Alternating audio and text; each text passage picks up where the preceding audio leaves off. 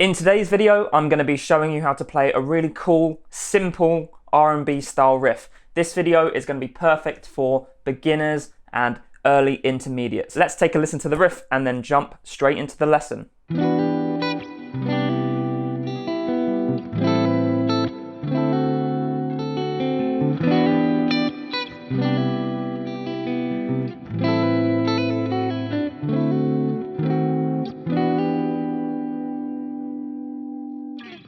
So that's the riff I'll be breaking down in today's video. I'm going to be showing you the chord progression, I'm going to show you the embellishments, and then I'm going to show you some ways you can experiment to make the riff your own. And if you stick around to the end, I'm going to show you a really tasty chord that's going to spice up your chord progressions and really make your playing sound more advanced. So the links to the tabs are down in the description. So if you want those, definitely go there and check that out.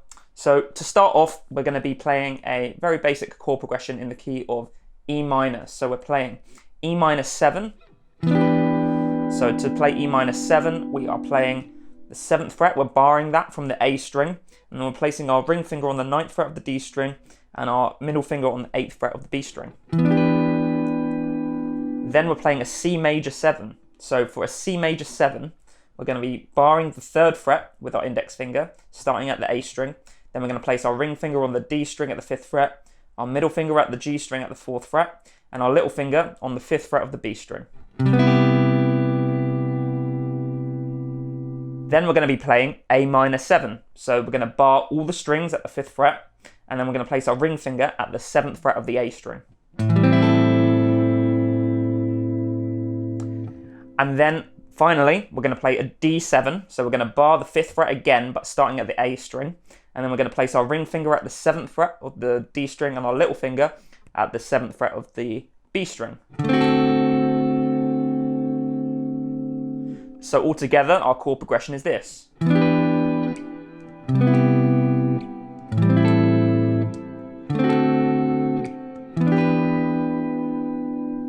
So the first thing we do to make this sound like a riff is add some hammer-ons. So what we're doing is when we play the E minor 7 chord, we're hammering on the 8th fret of the B string with our middle finger, like that. Then when we move to the C major 7, we are hammering on the 5th fret of the B string with our little finger, like that. Then when we move to the A minor 7, what we're going to do is we're going to hammer on the 7th fret of the high E string with our little finger, and that turns the chord into an A minor 9 chord.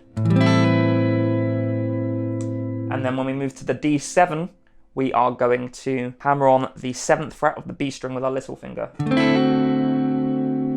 like that. So what we've got so far is this.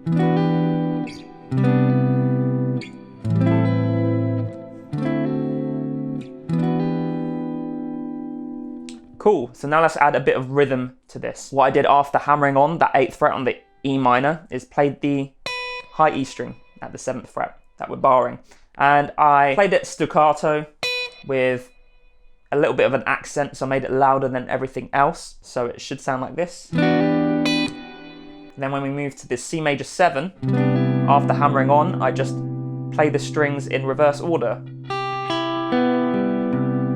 Okay. Then when I move to the A minor 7 chord, I just pull off the 7th fret after I hammer it on. And then for the D7, I do the same thing as what I did with the C major 7, and just after doing the hammer on, descend the strings. So what we've got is this.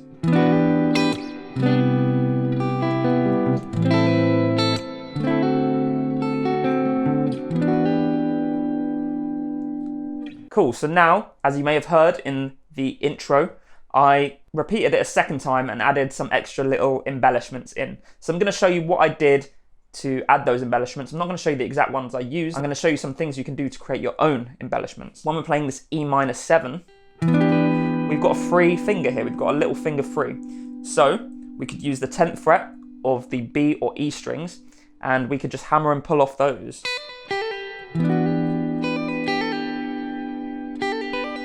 We could maybe even not even hammer on that middle finger at all.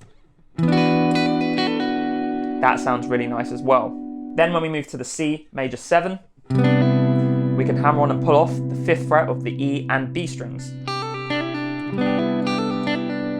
Just like that. And then when we move to the A minor 7 chord, we can hammer on and pull off the 7th fret of the E, B and G strings. When we move to the D7 chord, we could do the same thing. We could hammer on and pull off the 7th fret of the E, G and B strings. Okay, so you can maybe get something that sounds like this. I'm just going to improvise.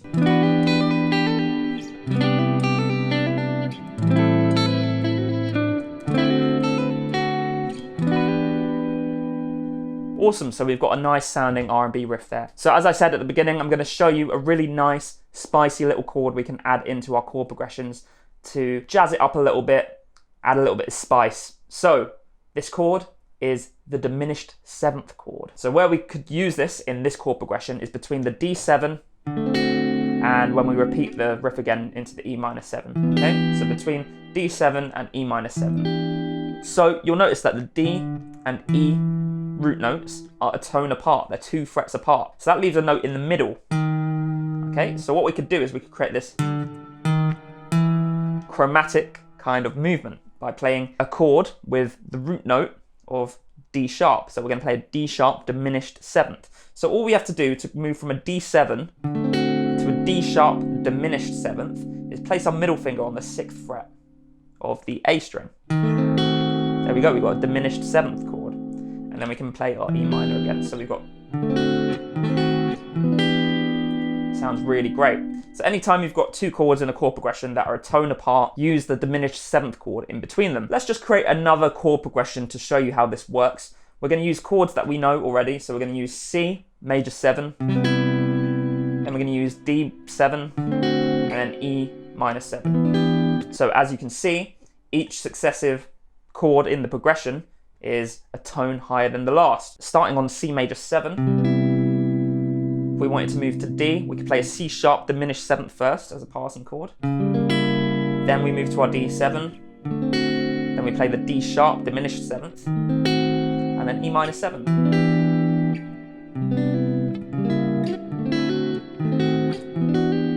And as you can hear, I added the little hammer-ons there to add a little bit more flavour to the riff. So there you have it. That's a cool neo-soul R&B style riff for you, and how you can experiment with it to kind of make it your own as well. Don't forget to start adding diminished 7th chords into your progressions whenever there's 2 chords that are a tone apart, because that really spices things up a little bit. It's a trick I love to use. Now, if you want to learn how to create chord progressions like the one in this video, and how to even spice them up further by adding cool extensions like 9ths, 11ths and 13ths, then head down to the description and check out the first 2 chapters of my book, Chord Charisma. They're absolutely free, so you've got nothing to lose. What it's going to show you is going to show you how to write a basic chord progression to start off with, like what we did today.